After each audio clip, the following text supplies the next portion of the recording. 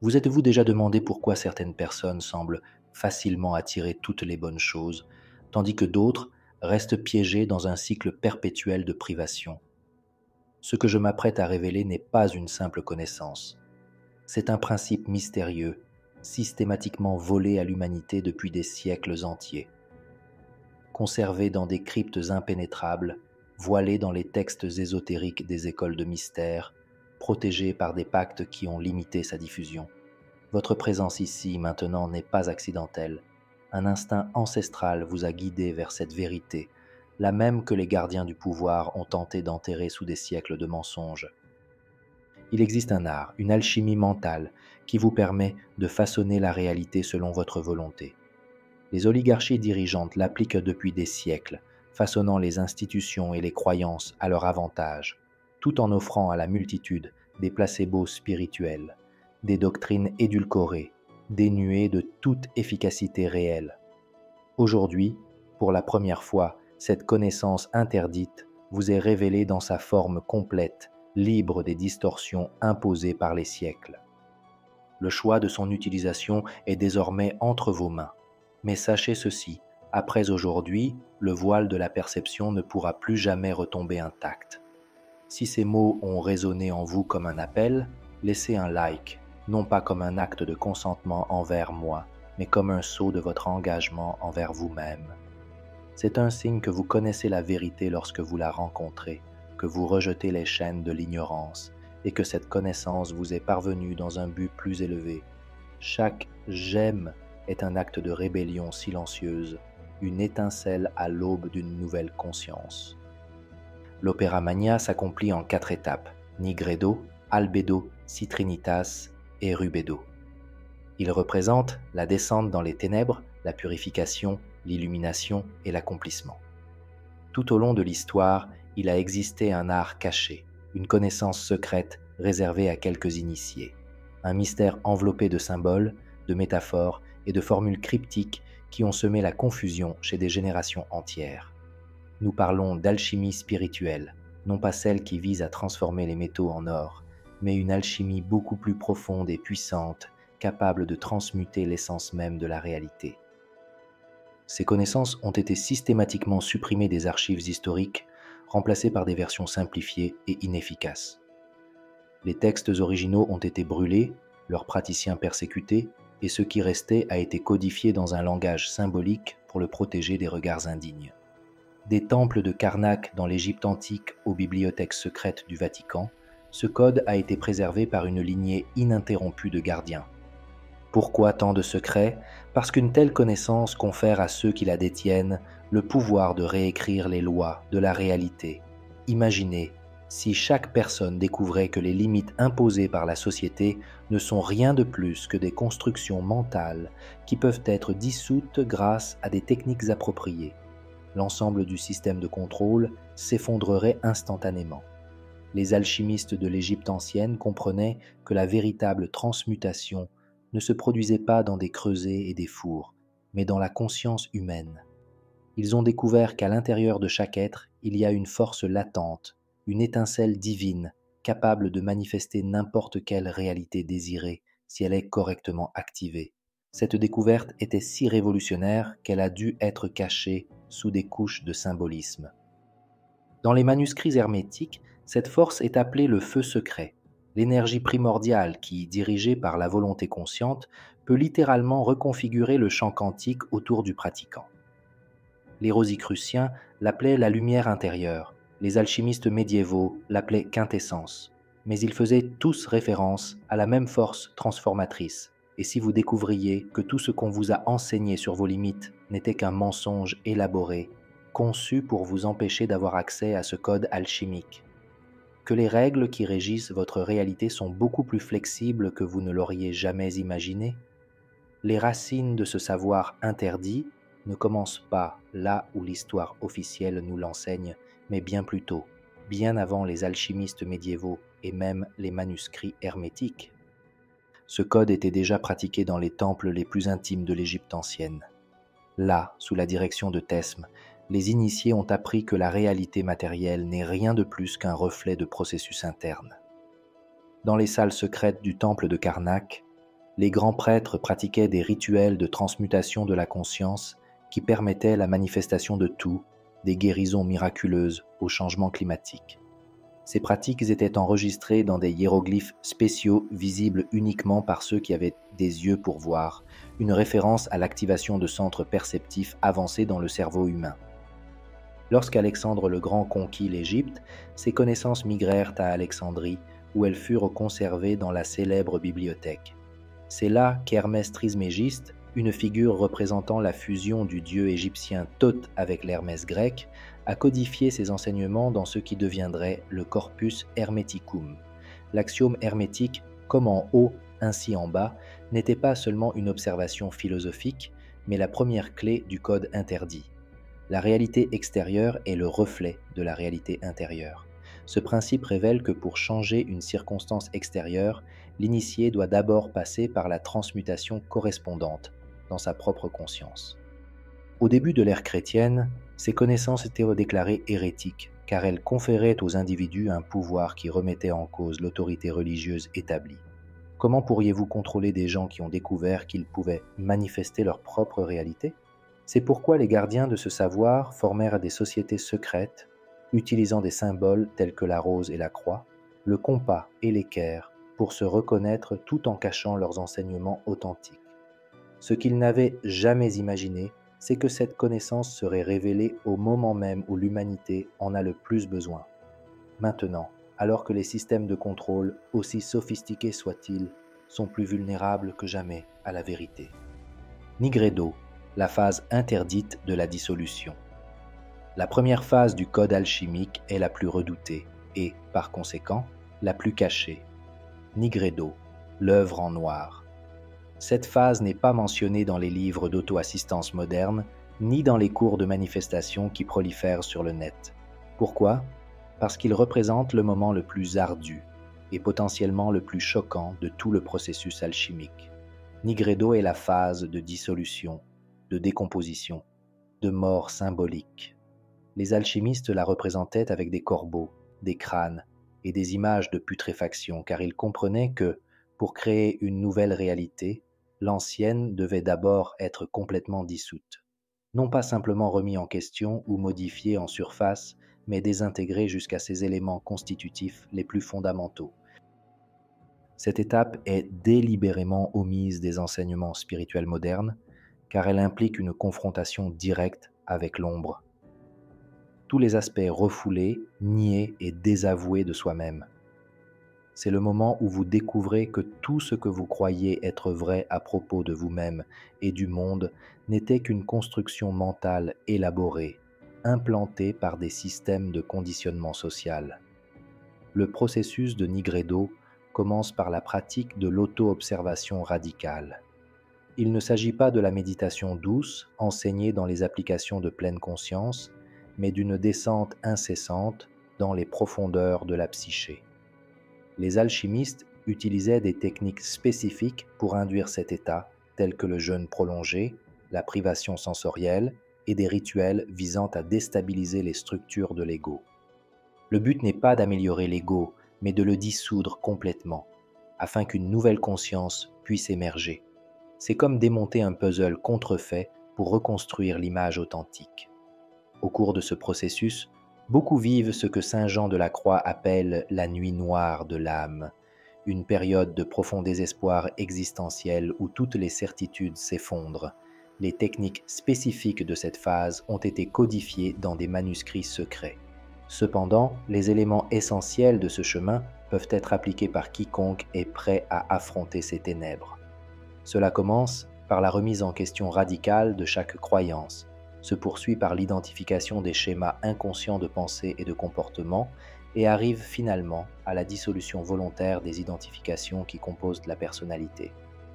Ce que craignent les gardiens de cette connaissance, c'est que, en maîtrisant cette étape, l'individu devienne immunisé contre les manipulations extérieures. Un être humain qui a traversé le feu purificateur du Nigredo ne peut plus être contrôlé par la peur, la culpabilité ou le désir d'approbation, les principaux instruments du contrôle social, l'albédo, le processus de purification intérieure. Après la dissolution vient la purification. Albédo, l'opéra en blanc. Si le nigredo représente la phase de déconstruction, l'albédo est le début de la reconstruction, mais pas avec les mêmes matériaux contaminés qu'auparavant. Cette phase du code alchimique enseigne comment purifier son essence de tous les programmes limitatifs implantés dans l'esprit depuis la naissance. Les anciens alchimistes représentaient cette étape avec la lune, symbole de la lumière réfléchie qui commence à éclairer l'obscurité intérieure. C'est l'aube après la nuit noire, la première lueur de clarté après le chaos. Mais ne vous laissez pas tromper. Il ne s'agit pas d'une phase de confort passif, mais de travail actif et minutieux. Les pratiques qu'il contient comprennent des techniques spécifiques de méditation, de visualisation et de reprogrammation mentale qui ont été intentionnellement déformées dans les enseignements contemporains. Le véritable processus d'albédo ne se résume pas à une simple pensée positive ou à des affirmations. Il s'agit du recalibrage complet de sa fréquence vibratoire. L'une des techniques fondamentales est ce que les hermétistes appelaient le bain au clair de lune, un processus de purification énergétique dans lequel le praticien apprend à absorber et à diriger les énergies subtiles pour libérer les blocages dans le champ aurique. Une autre pratique essentielle est la distillation de la pensée, la capacité de séparer les pensées authentiques de celles implantées de l'extérieur, tout comme un alchimiste sépare l'or des impuretés. Pendant l'albédo, vous apprenez à identifier les fréquences vibratoires de divers états émotionnels et mentaux et à élever consciemment votre vibration vers des états plus raffinés. Ce n'est pas une métaphore. Les études scientifiques modernes commencent à confirmer que différents états de conscience émettent des fréquences mesurables qui influencent directement la réalité physique qui nous entoure. Lorsqu'il est appliqué correctement, ce processus crée un vide énergétique qui commence naturellement à attirer des circonstances qui correspondent à vos désirs les plus profonds. C'est comme nettoyer un aimant de toutes les impuretés, augmentant de façon exponentielle son pouvoir attractif. Ce que les manipulateurs de la conscience collective ne veulent pas que vous sachiez, c'est que cette phase active des centres énergétiques dans le cerveau qui reste dormant chez la plupart des gens. La glande pinéale, appelée par les anciens le siège de l'âme, commence à se décalcifier et à produire des substances neurochimiques qui élargissent considérablement les capacités de perception et de manifestation. Citrinitas, l'activation du pouvoir de manifestation. La troisième phase du code alchimique est la plus puissante en termes de manifestation. Citrinitas, l'opéra en jaune. Cette étape a été complètement supprimée des textes alchimiques médiévaux et est rarement mentionnée même dans les cercles ésotériques les plus avancés. Pourquoi ? Parce qu'il représente le moment où le praticien acquiert la capacité d'influencer directement la réalité grâce à une conscience focalisée. Citrinitas est représenté par le soleil levant, le moment où la lumière intérieure commence à briller avec sa propre force, ne se contentant plus de refléter la lumière comme dans la phase d'albédo lunaire. C'est ici que commence la véritable alchimie, la transmutation consciente de l'énergie en matière. Les anciens Égyptiens connaissaient cette étape comme un état de conscience lumineuse qui permet à l'initié de créer la réalité par la pensée dirigée. Dans les temples d'Héliopolie, les prêtres solaires pratiquaient des rituels spécifiques pour activer cet état, s'alignant sur les énergies du soleil levant pour amplifier leur pouvoir créatif. Les techniques de cette phase impliquent l'activation de certaines fréquences cérébrales qui synchronisent la conscience individuelle avec le champ quantique universel. La science moderne commence seulement à comprendre ce que les anciens savaient déjà. L'observation de la conscience affecte directement le comportement de la matière au niveau subatomique.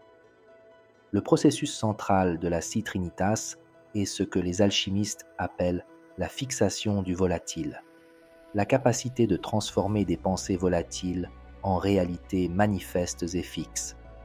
Cela se réalise grâce à un état de conscience spécifique dans lequel l'esprit, le cœur et le corps vibrent en parfaite cohérence, générant un puissant champ électromagnétique qui réorganise littéralement les particules subatomiques environnantes.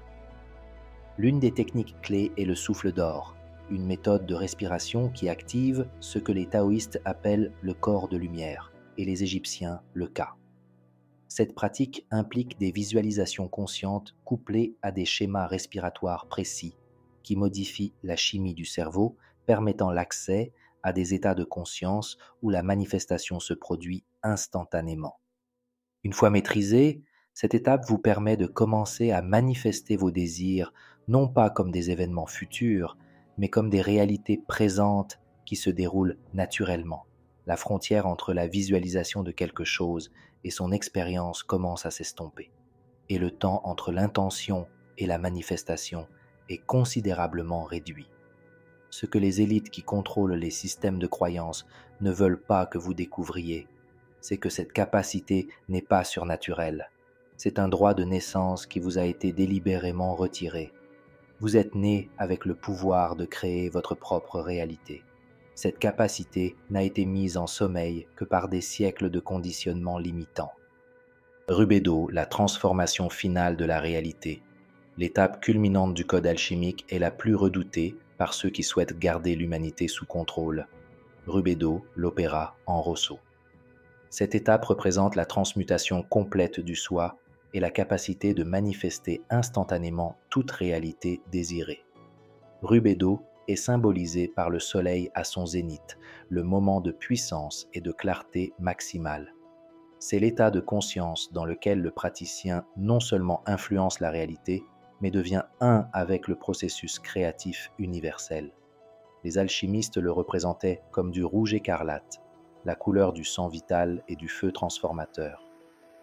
Les Rose-Croix et d'autres ordres ésotériques gardaient jalousement les techniques relatives à ce stade, car ils savaient que lorsqu'un être humain atteint cet état, il devient pleinement souverain et immunisé contre toute forme de manipulation extérieure. Dans la tradition hermétique, cela correspondait à l'état d'union avec le tout, le moment où le microcosme, l'individu, s'aligne parfaitement avec le macrocosme, l'univers. Rubedo n'est pas seulement un concept philosophique, mais un état neurobiologique qui peut être atteint grâce à des pratiques spécifiques qui activent le potentiel dormant de l'ADN humain. La science moderne a découvert que seulement 3% de notre ADN code pour des protéines. Le reste a été étiqueté par erreur comme de l'ADN poubelle. Ce que les généticiens commencent à comprendre, c'est que cet ADN apparemment inactif contient des codes d'activation de capacités humaines extraordinaires. Le processus central du Rubedo est ce que les alchimistes appelaient la conjunctio oppositorum, l'union des opposés. C'est l'intégration parfaite de toutes les polarités, masculin et féminin, lumière et ombre, esprit et matière. Lorsque ces polarités s'harmonisent, un état de conscience unifié est créé dans lequel la manifestation se produit sans effort ni résistance. L'une des techniques clés de cette phase est le feu secret, une pratique avancée de circulation d'énergie qui active simultanément tous les centres énergétiques du corps, créant un champ de cohérence si puissant qu'il contourne littéralement les lois de la physique conventionnelle.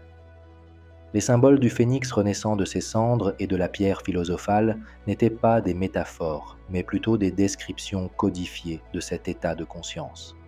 Le phénix représente la transmutation complète du soi.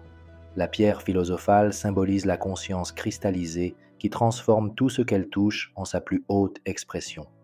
Ce que craignent les systèmes de contrôle, c'est qu'en maîtrisant cette étape, vous deveniez un créateur conscient, capable de façonner non seulement votre réalité individuelle, mais aussi d'influencer le champ collectif. Une masse critique de personnes opérant à ce niveau de conscience pourrait littéralement réécrire la réalité consensuelle dans laquelle nous vivons. Au-delà des étapes théoriques, le code alchimique comprend des outils pratiques qui ont été volontairement cachés au public.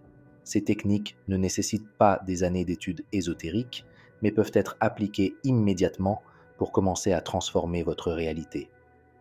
Des anciennes méthodes égyptiennes de Hika, de magie transformatrice, aux techniques hermétiques de visualisation créative, ces outils ont été simplifiés et codifiés pour un usage quotidien. Ce qui les distingue des versions édulcorées que l'on trouve dans les livres d'auto-assistance modernes, c'est leur précision et leur puissance. Ils opèrent directement en accord avec les lois fondamentales de la création, sans se limiter aux suggestions psychologiques.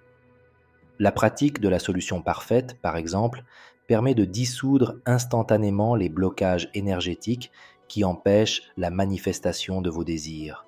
Cette technique combine un état méditatif spécifique avec une séquence de respiration et de visualisation qui dissolvent littéralement les nœuds énergétiques dans le champ aurique. Contrairement à la méditation conventionnelle, ce processus ne prend pas des semaines ou des mois, mais produit des résultats notables en quelques minutes. Le rituel du récipient hermétique crée un champ protecteur qui empêche toute interférence externe dans le processus de manifestation. Dans un monde saturé de fréquences électromagnétiques et d'influences énergétiques négatives, une telle protection est essentielle pour maintenir la pureté des intentions manifestées. La technique consiste à créer un champ toroïdal autour du corps qui filtre les énergies dissonantes tout en amplifiant la puissance de ses propres émissions vibratoires. Un autre outil puissant est le miroir alchimique, une technique qui permet de reprogrammer votre subconscient à travers un état de conscience modifié dans lequel les barrières entre l'esprit conscient et l'inconscient se dissolvent temporairement. Dans cet état, il est possible d'implanter directement de nouvelles instructions dans le système d'exploitation mentale, remplaçant les programmes limitatifs par des codes de manifestation avancés. La clé de Salomon est une technique de manifestation accélérée qui utilise des géométries sacrées spécifiques pour amplifier les intentions. En traçant mentalement ces formes tout en maintenant votre concentration sur le désir, vous créez un plan énergétique qui attire rapidement les circonstances nécessaires à la manifestation. Ce que les gardiens de cette connaissance ne veulent pas que vous sachiez, c'est que ces techniques fonctionnent quelles que soient vos croyances ou votre niveau de développement spirituel. Pour autant qu'elles soient appliquées avec précision et cohérence, elles fonctionnent selon des lois universelles qui transcendent les systèmes de croyances, agissant avec l'inévitabilité de la loi de la gravité, les blocs implantés qui empêchent la manifestation. Il y a une raison pour laquelle, malgré la connaissance des techniques de manifestation, de nombreuses personnes n'obtiennent pas de résultats. Des blocs d'énergie délibérément implantés ont été placés dans la conscience collective. Ces blocs agissent comme des pare-feux qui empêchent l'accès au plein potentiel de manifestation. Ils ne sont pas accidentels, ils sont méticuleusement conçus pour permettre à l'humanité de fonctionner à une fraction de ses véritables capacités. Ils existent à plusieurs niveaux, du conditionnement social et éducatif aux fréquences électromagnétiques spécifiques qui interfèrent avec les centres énergétiques du cerveau. Le premier et le plus fondamental des blocages est ce que les alchimistes appelaient le voile de l'oubli, le programme qui nous fait oublier notre vraie nature d'être créatif. Ce blocage est maintenu par des systèmes éducatifs qui privilégient la pensée linéaire et matérialiste, niant systématiquement toute preuve de capacités humaines extraordinaires. Le deuxième bloc est le champ de l'imitation, un ensemble de croyances collectives sur ce qui est possible ou impossible. Ce domaine est continuellement renforcé par les médias, la science conventionnelle et les religions organisées, tous travaillant consciemment ou inconsciemment à confiner l'humanité dans des paramètres de manifestation contrôlables. Le troisième bloc est l'implant de la rareté, un programme profondément ancré qui nous amène à croire que les ressources, l'abondance et le bien-être sont limités et doivent être gagnés par la lutte et le sacrifice. Ce système est maintenu par des systèmes économiques construits pour générer une concurrence et une peur constante. Le code alchimique comprend des méthodes spécifiques pour identifier et neutraliser de tels blocages. Les anciens alchimistes les appelaient les gardiens du seuil et développaient des techniques précises pour les transcender. Le processus de calcination alchimique, par exemple, vous permet de brûler instantanément les croyances limitantes programmées dans votre subconscient. Cette technique utilise une visualisation focalisée associée à un état émotionnel spécifique qui dissout littéralement les connexions neuronales associées aux limitations apprises. La transmutation de fréquences est une technique qui neutralise les champs électromagnétiques externes qui interfèrent avec votre capacité à vous manifester. Grâce à un processus ciblé de respiration et de concentration mentale, un champ de cohérence est généré qui devient impénétrable aux fréquences perturbatrices. Ce que craignent les manipulateurs de la réalité consensuelle, c'est qu'en supprimant ces blocages, vous deveniez immunisé contre les fréquences de contrôle qui maintiennent la plupart des gens dans des états de pénurie et de limitation. Un être humain libéré de ces blocages ne peut plus être manipulé par les mécanismes conventionnels de contrôle social. L'aspect le plus révolutionnaire du code alchimique est l'accès au champ unifié de la manifestation instantanée. Il ne s'agit pas d'un concept abstrait, mais d'une réalité quantique qui permet la matérialisation immédiate de ses désirs, une fois atteint un état de parfaite cohérence entre pensée, émotion et intention. Les anciens textes hermétiques décrivaient ce champ comme l'éther ou la quintessence, l'élément primordial d'où émerge toute réalité physique. La physique quantique moderne le redécouvre et l'appelle le champ du point zéro ou champ de Higgs, le substrat énergétique qui imprègne l'univers entier et d'où proviennent toutes les particules matérielles. Les techniques d'accès à ce champ ont été codifiées dans des symboles alchimiques tels que le caducée et l'uroboros, représentation de l'union parfaite entre des polarités opposées. Le caducée, avec ses serpents entrelacés, symbolise l'activation équilibrée des énergies masculines et féminines, condition nécessaire pour accéder à ce champ. L'uroboros, le serpent qui dévore sa propre queue, représente la nature autonome et auto-régénératrice de ce champ. L'accès à ce niveau se fait par un état de conscience spécifique que les physiciens quantiques appellent cohérence quantique et que les mystiques appellent unité. Dans cet état, les ondes cérébrales entrent dans un modèle synchronisé qui génère un champ électromagnétique cohérent autour du corps. Ce champ, à son tour, interagit directement avec le champ quantique universel. L'une des techniques fondamentales pour y accéder est la respiration quantique, une méthode qui synchronise les rythmes du cœur et de la respiration dans un rapport spécifique appelé cohérence cardiaque, créant un état de résonance qui amplifie de manière exponentielle le pouvoir de manifestation. Une autre technique centrale est l'ancrage multidimensionnel, un processus qui aligne simultanément tous les niveaux de l'être, physique, émotionnel, mental et spirituel, avec la même intention, éliminant les conflits internes qui ralentissent ou bloquent normalement les manifestations. Lorsque l'on apprend à opérer consciemment dans ce domaine, la manifestation cesse d'être un processus linéaire de cause à effet et devient une expression instantanée de sa fréquence vibratoire. L'écart entre l'intention et la manifestation se dissout et l'on commence à expérimenter ce que les mystiques appellent la synchronicité. Des événements apparemment aléatoires qui sont en fait des réponses directes du champ unifié aux intentions conscientes. Ce que craignent le plus les systèmes de contrôle, c'est qu'en maîtrisant cet aspect du code, vous deveniez un créateur souverain, capable de matérialiser n'importe quelle réalité indépendamment des limitations apparentes du monde physique. La beauté ultime du code alchimique réside dans son applicabilité concrète dans la vie quotidienne. Vous n'avez pas besoin de vous retirer dans un monastère ou de passer des années immergés dans des textes ésotériques pour commencer à transformer votre réalité. Les techniques essentielles peuvent être intégrées à votre routine quotidienne, générant des changements profonds dans tous les domaines de votre vie. Cela commence par le rituel alchimique du matin, une séquence de pratiques qui recalibre le champ énergétique au réveil lorsque la barrière entre le conscient et le subconscient est naturellement plus perméable.